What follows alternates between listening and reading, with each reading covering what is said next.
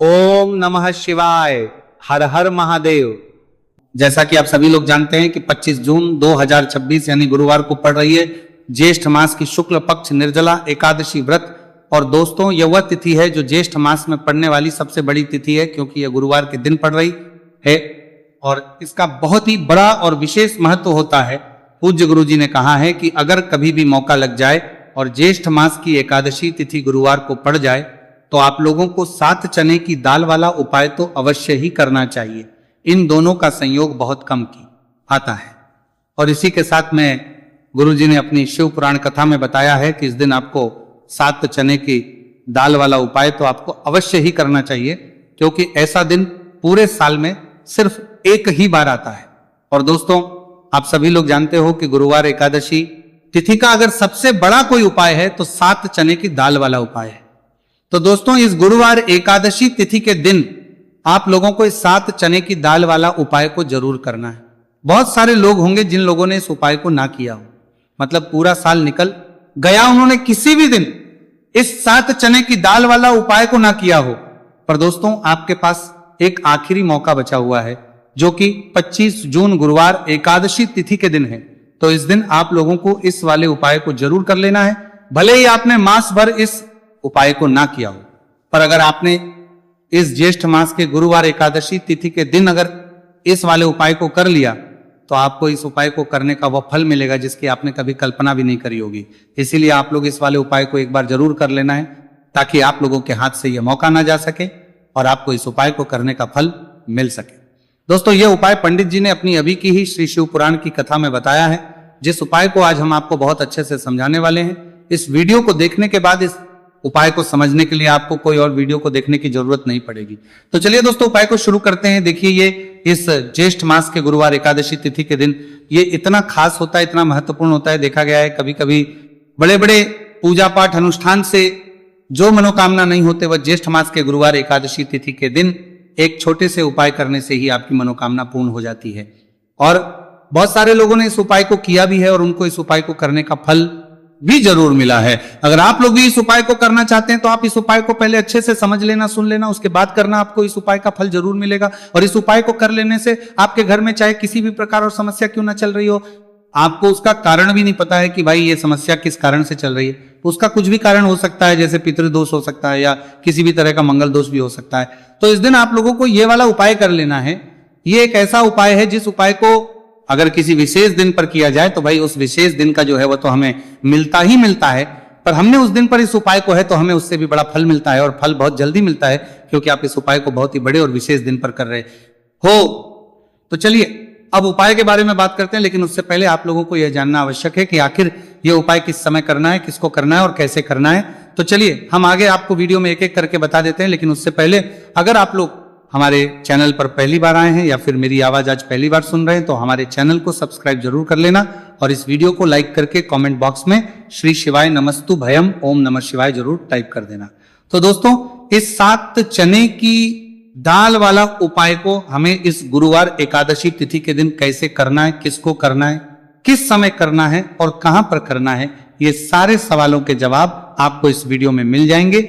और जो ये देखेगा भाई, उसको 7 चने की दाल वाला उपाय जरूर करना चाहिए, क्योंकि इस दिन एक चने की दाल का भी बहुत ही बड़ा और विशेष महत्व होता है। और जब बात आता को भी पुराती की जाए 7 चने की दाल वाला उपाय की, तो ये सोने पर सुहागा वाली बात हो जाती है और ये एक बहुत ही बड़ा उपाय हो जाता है इस गुरुवार एकादशी तिथि का। तो दोस्तों, इस 7 चने की दाल वाला उपाय को आखिर करना किसको है, सबसे पहले हम लोग वो बात जान लेते हैं।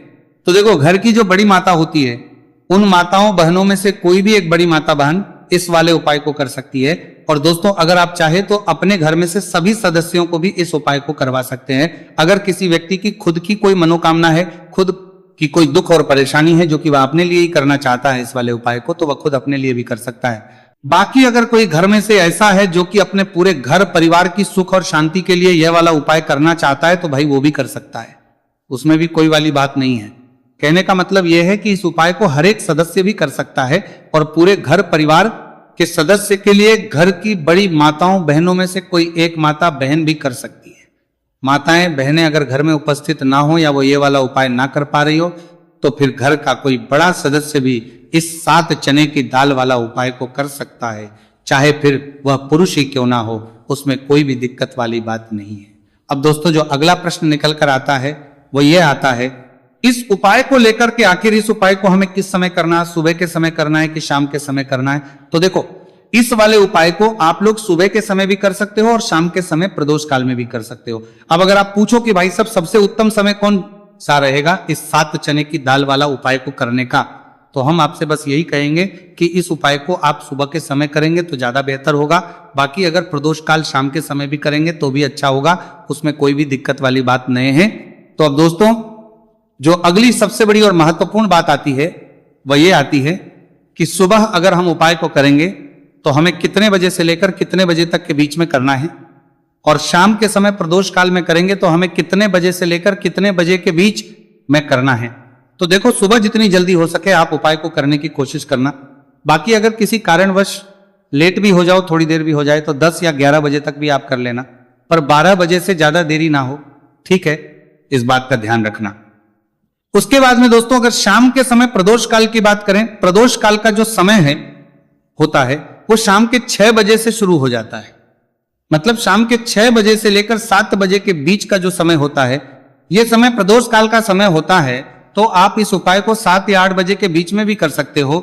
मतलब शाम के 6 बजे से 8 बजे के बीच में आप कभी भी इस वाले उपाय को कर सकते हो, उसमें कोई भी दिक्कत वाली बात नहीं है। देखिए, गुरु बृहस्पति को मजबूत करने से हमें हमारे जीवन में सफलता की प्राप्ति होती है।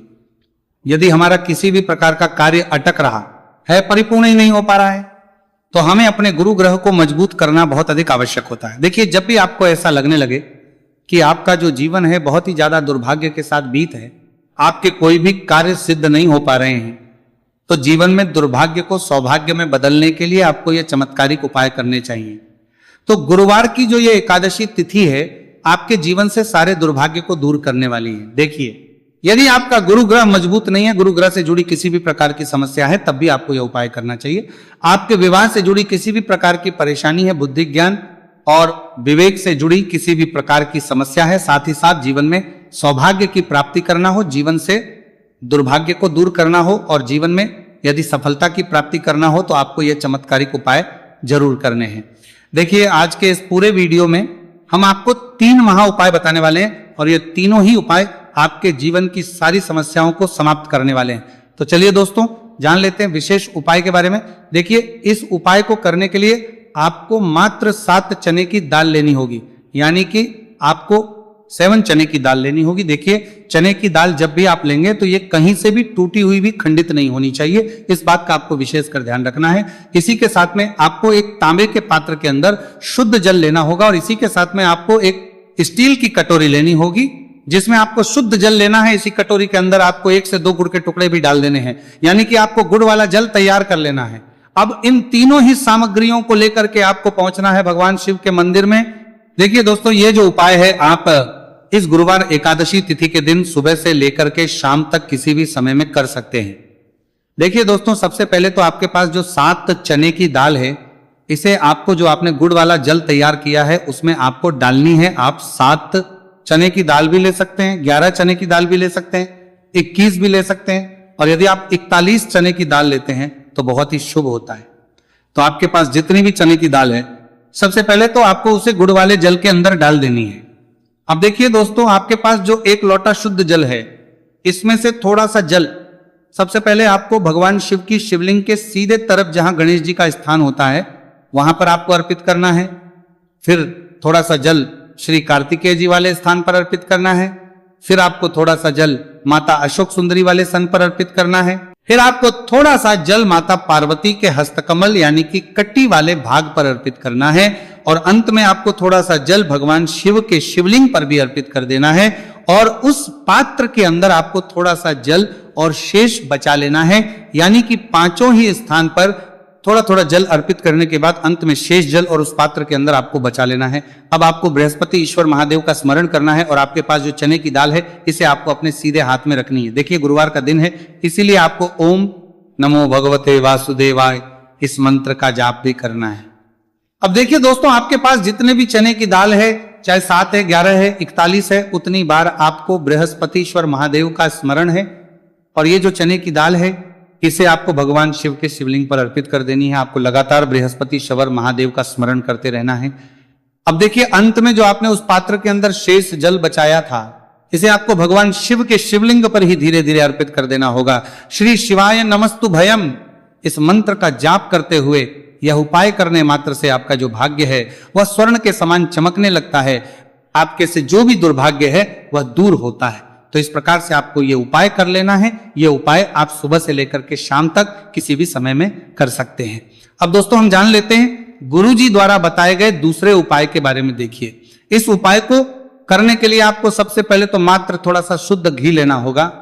देखिए आपको मात्र आधा चम्मच ही शुद्ध घी लेना है और इसी के साथ में आपको एक तांबे के पात्र के अंदर आपने ही घर से शुद्ध जल लेना होगा और इन सभी सामग्रियों को लेकर के आपको भगवान शिव के मंदिर में पहुंच जाना है। आप ये उपाय सुबह से लेकर के शाम तक किसी भी समय में कर सकते हैं। देखिए सबसे पहले तो आपके पास जो एक लोटा शुद्ध जल है इसे आपको धीरे धीरे शिवलिंग पर अर्पित कर देना है। श्री शिवाय नमस्तु भयम इस मंत्र का जाप करते हुए और बृहस्पतिश्वर महादेव का मन में स्मरण करते हुए। अब देखिए दोस्तों आपके हाथ की जो अंगूठे के पास वाली उंगली होती है तर्जनी उंगली, उसमें आपको यह शुद्ध घी लेना है और इस उंगली से आपको शिवलिंग पर जहां माता अशोक सुंदरी का स्थान होता है वहां पर आपको इस घी से अच्छे से लेपन करना है। यानी कि माता अशक्त सुंदरी वाले स्थान पर आपको अच्छे से घी का लेपन कर देना है और आपकी जो भी मनोकामना है, चाहे आप अपने जीवन से दुर्भाग्य को दूर करने के लिए यह उपाय कर रहे हैं, जीवन सौभाग्य की प्राप्ति के लिए आपकी कोई मनोकामना हो, विवाह के लिए आपकी किसी भी प्रकार की कामना हो, जिस भी प्रकार की आपकी कामना है उसे परिपूर्ण करने के लिए आपको कोई प्रार्थना करनी है और इस घी का लेपन आपको माता अशोक सुंदरी वाले स्थान पर कर देना है। अब दोस्तों इस घी वाली उंगली को आपको कहीं भी साफ नहीं करना है, कहीं भी नहीं पहुंचना है, सीधे आपको अपने घर लेकर के आना है और इस घी की जो पहली बिंदी इसे आपको अपने मुख्य द्वार पर लगा देनी है और इस घी की बिंदी आप अपने घर में जहां भी आप धन रखते हैं वहां पर भी लगा सकते हैं। आपके घर में जहां कहीं भी रसोई घर है वहां पर भी आप इस घी की बिंदी को लगा सकते हैं। तो 3 जगह आप इस घी की बिंदी को लगा सकते हैं। आपके घर में कभी भी अन्न और धन की कमी नहीं होगी और आपके घर में जो भी क्लेश होगा वो भी समाप्त हो जाएगा। तो इस प्रकार से आपको दुर्भाग्य को दूर के लिए दूसरा उपाय करना है। तो चलिए दोस्तों अब हम जान लेते हैं तीसरे विशेष और अंतिम उपाय के बारे में। देखिए यह उपाय भी बहुत ही खास है, विशेषकर आपके भाग्य को उदय करने के लिए यह उपाय भी बृहस्पति शवर महादेव का ही होने वाला है और विशेषकर आपको यह उपाय भी गुरुवार एकादशी तिथि के दिन ही करना है। देखिए इस उपाय को करने के लिए आपको सबसे पहले तो एक प्यारी सी और सुंदर सी बेलपत्र लेनी होगी। बेलपत्र लेते समय ध्यान रखें कि ये कहीं से भी कट्टी फट्टी खंडित नहीं होनी चाहिए। यदि आपको बेलपत्र नहीं मिल पाती है तो आप शिवलिंग पर चढ़ी हुई बेलपत्र को पुनः शुद्ध जल से धोकर के उसका उपयोग कर सकते हैं। इसी के साथ में आपको एक तांबे के पात्र के अंदर शुद्ध जल लेना होगा और इसी के साथ में आपको आधा चम्मच या फिर उससे भी कम शहद लेना होगा। अब दोस्तों मात्र ये तीनों ही सामग्रियां लेकर के आपको पहुंचना है भगवान शिव के मंदिर में। मंदिर पहुंच पाने के बाद आप सभी को पता है कि बेलपत्र में 3 पत्तियां होती हैं और बेलपत्र की जो ये तीनों पत्तियां जिस डंडी से जुड़ी हुई होती हैं उस डंडी पर आपको अपने सीधे हाथ की चींटी उंगली के जो पास वाली उंगली होती है नामिका उंगली उससे एक बिंदी लगानी है। यानी कि तीनों पत्तियों को जोड़ने वाली जो डंडी है केवल उसी पर आपको शहद लगानी है। इसके बाद आपको यह जो बेलपत्र है इससे महादेव शिवलिंग पर अर्पित कर देनी है। श्री शिवाय नमस्तु भयम इस मंत्र का जाप करते हुए देखिए बेलपत्र की जो चिकनी साइड है वह शिवलिंग से स्पर्श होगी और इसकी जो डंडी है वह जलाधारी की ओर रहेगी। इस प्रकार से आपको यह बेलपत्री शिवलिंग पर अर्पित करनी है। अब दोस्तों अंत में जो आपके पास एक लोटा शुद्ध जल है इसे आपको धीरे धीरे शिवलिंग पर अर्पित करना है। श्री शिवाय नमस्तु भयम इस मंत्र का लगातार करते हुए देखिए ये जल आपको एक विशेष प्रकार से समर्पित करना है। यानी कि यह जल आपको 7 बार में समर्पित करना है। यानी कि थोड़ा सा जल आपको समर्पित करना है, फिर आपको थोड़ी देर रुकना है, फिर आपको थोड़ा सा जल समर्पित करना है, फिर आपको थोड़ा रुकना है। इस प्रकार से आपको थोड़ा थोड़ा जल 7 बार में शिवलिंग पर और करना है। इस प्रकार से आपको 1 लोटे जल से ही ये जल समर्पित करना है, लेकिन को थोड़ा थोड़ा जल करके 7 बार में शिवलिंग पर यह जल अर्पित करना है और आपको लगातार बृहस्पतिश्वर महादेव का स्मरण करते रहना है। देखिए जैसे ही ये जल शिवलिंग से होकर के जलाधारी की ओर बहकर के आएगा तो इस जल को आपको अपने सीधे हाथ में लेना है और इस जल का छिड़काव आपको अपने पूरे शरीर पर कर लेना है। बृहस्पति शवर महादेव का मन में स्मरण करते हुए ये जो उपाय है आपके भाग्य का उदय करता और आपके जीवन से दुर्भाग्य को दूर करता है, तो बहुत ही आसान सा उपाय है। इस उपाय को भी आप इस गुरुवार की एकादशी तिथि पर, ठीक है ना। अब आपको क्या करना है, इस जल का छिड़काव अपने पूरे घर में करना है। लेकिन छिड़काव करेंगे कैसे? सबसे पहले घर के मंदिर में छिड़काव करेंगे। ओम नमो भगवते वासुदेवाय नमः, ये मंत्र बोलेंगे। अगर मंत्र ध्यान नहीं रहता है तो जय श्री हरि विष्णु जय महालक्ष्मी बोलते हुए हल्दी वाले पानी का छिड़काव घर के मंदिर में करना है सबसे पहले। इसके बाद घर में भी कमरे हैं, जितने भी रूम्स हैं वहां पर छिड़काव करेंगे। घर का जो ईशान कोण है यानी कि उत्तर और पूर्व के बीच की दिशा, यहां पर तो विशेषकर आपको इस पानी का छिड़काव करना है, जो हल्दी वाला पानी आपने तैयार करा है। इसके बाद आपको अपने घर के मुख्य द्वार पर जरूर से छिड़काव करना है, अंदर की तरफ भी और बाहर की तरफ भी।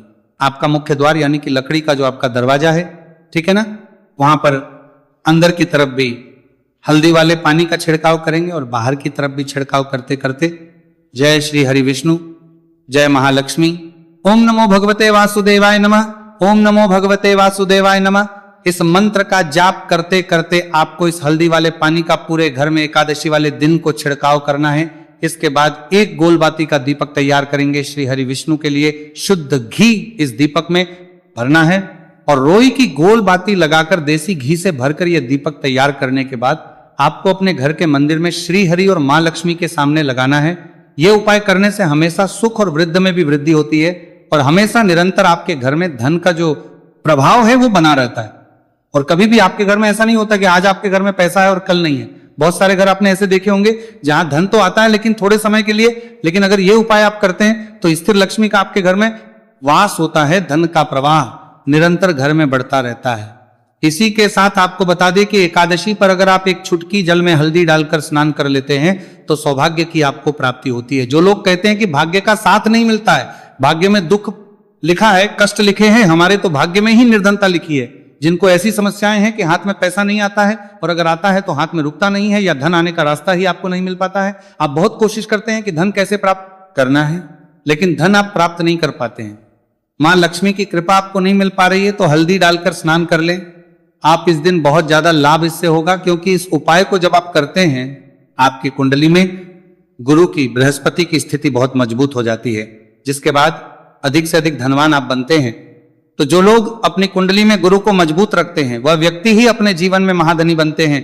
हल्दी डालकर स्नान करने से एक लाभ यह भी आपको मिलता है कि आपके आसपास हमेशा पॉजिटिव और सकारात्मक ऊर्जा बनी रहती है।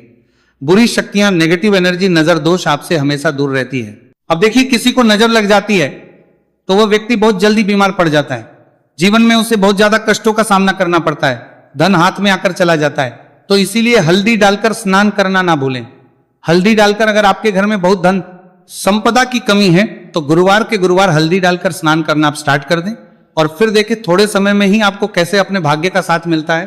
तो जिन्हें भाग्य का साथ मिलता है उन्हें अपने जीवन में सब कुछ बहुत आसानी से मिल जाता है। एक उपाय इस दिन आपको और करना है, हल्दी से ही जुड़ा हुआ है। इस उपाय को करने से कभी भी धन की जो तिजोरी है ना आपकी, वो धन से खाली नहीं होती है। तो जो लोग चाहते हैं ना कि धन की तिजोरी हमेशा धन से भरी रहे और उसमें धन रहे, तो देखिए बहुत छोटा सा उपाय है, हल्दी का ही उपाय है और आपको ये इस दिन करना है। थोड़ी सी पिसी हुई हल्दी लेंगे, शुद्ध जल इसमें डालेंगे और इसका गाढ़ा गाढ़ा पेस्ट घोल आपको बना लेना है। अब हल्दी का स्वास्तिक आपको एक अपने घर में बनाना है। तो जहां भी आप अपने घर में धन रखते हैं, अपना रुपया पैसा रखते हैं, चाहे तो आप अलमारी में रखते हैं, किसी बक्से में रखते हैं, संदूक में रखते हैं, किसी डब्बे में रखते हैं, जहां भी आप अपना धन रखते हैं बस वहीं पर आपको हल्दी से स्वास्तिक का निर्माण करना है। स्वास्तिक जो होता श्री हरि विष्णु का आसन और मान लक्ष्मी का स्वरूप होता है। और जब भी आप अपनी तिजोरी में निर्जला एकादशी पर स्वास्तिक का निर्माण कर देते हैं, विशेषकर साल की सबसे बड़ी निर्जला एकादशी जिस दिन है, ऐसा समझ लीजिए कि कभी भी आपके धन में कमी नहीं आएगी और दिन पर दिन आपका धन बढ़ता चला जाएगा, क्योंकि यहां पर मां लक्ष्मी और श्री हरि विष्णु दोनों एक आ जाते हैं स्वस्तिक में। तो आज की वीडियो में बहुत अच्छे से उपाय आपको बताया है। विशेषकर हल्दी वाला उपाय करना ना भूलें, क्योंकि यही वह उपाय है जिससे आपके घर में सुख समृद्धि भी बढ़ेगी, श्री हरि विष्णु के साथ मां लक्ष्मी की कृपा मिलेगी। और जब इन दोनों की कृपा मिल जाती है, ऐसे घर में सौभाग्य की प्राप्ति बहुत आसानी से होती है। महालक्ष्मी की कृपा बरसती है। तो दोस्तों यह थे पूज्य गुरुजी द्वारा बताए गए बहुत ही खास उपाय। अगर आपको जानकारी अच्छी लगी हो तो वीडियो लाइक करिएगा। मिलते हैं फिर एक नए वीडियो के साथ।